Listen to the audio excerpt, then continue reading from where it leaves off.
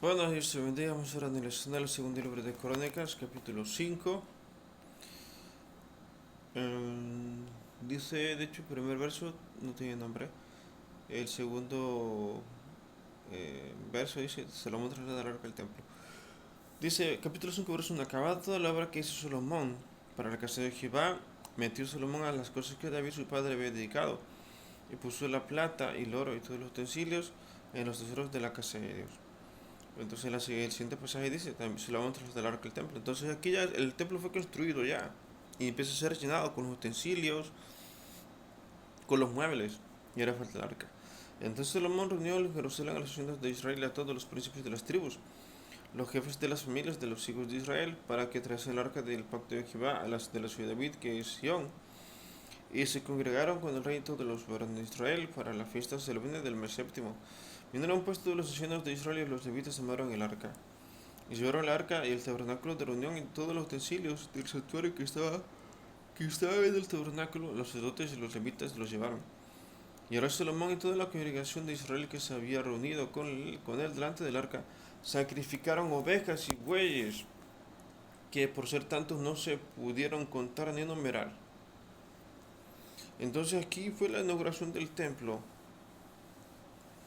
y obviamente fue espectacular.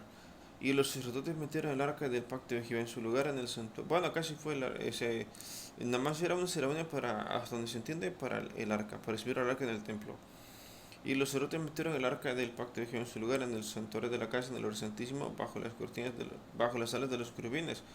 Pues los querubines extendían las alas sobre el lugar del arca.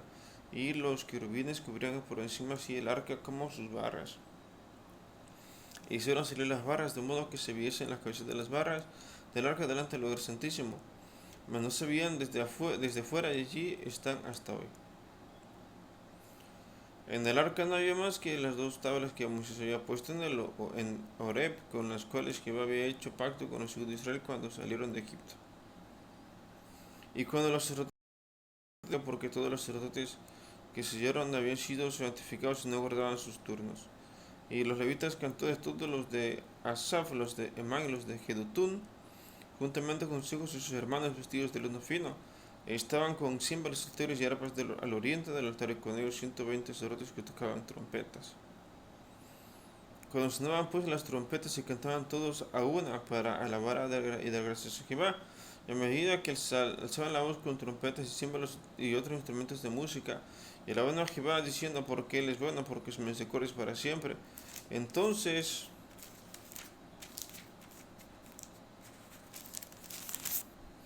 la casa se llenó de una nube. Entonces la casa se llenó de una nube, la casa de Jehová. Entonces aquí narra prácticamente, de hecho cuando aquí narra que cuando se llevó el arca de la ciudad de David al templo en Jerusalén, se hizo una ceremonia solamente para recibir el arca. Y ya después viene lo que es la inauguración del templo, pero bastante más adelante. Verso 14. No podían los sacerdotes estar allí para ministrar por causa de la nube, porque la gloria de Jehová había llenado la casa. Entonces, cuando... entonces aquí prácticamente narra que la ceremonia que se hace para traer el arca de la ciudad de David al templo, y se sacrificaron bueyes solamente para eso, para recibir el arca en el templo. Y bueno, y la gloria de Dios llenó el templo. Dice que se llenó de una nube, o sea, es decir, como vapor que estaba en el templo por haber metido el arca ahí.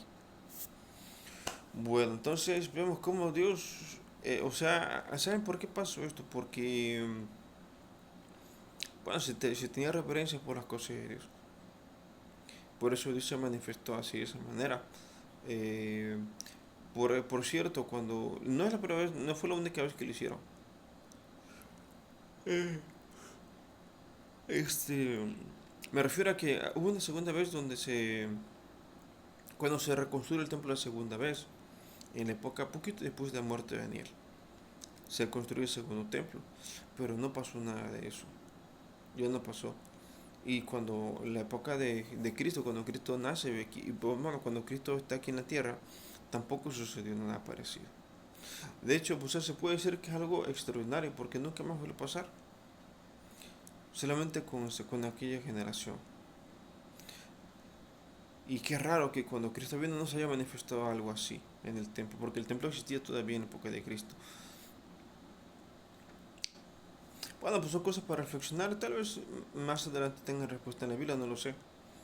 No sé, tal vez la encuentren más adelante, porque no se manifestó Dios así cuando vino, cuando estaba Cristo, o en la segunda, o cuando se reconstruyó el templo por segunda vez. Bueno, pues ya veremos más adelante, tal vez la Biblia nos dé una respuesta, tal vez no lo sabemos. Pues eso era todo por hoy, Dios te bendiga, nos vemos en el próximo video.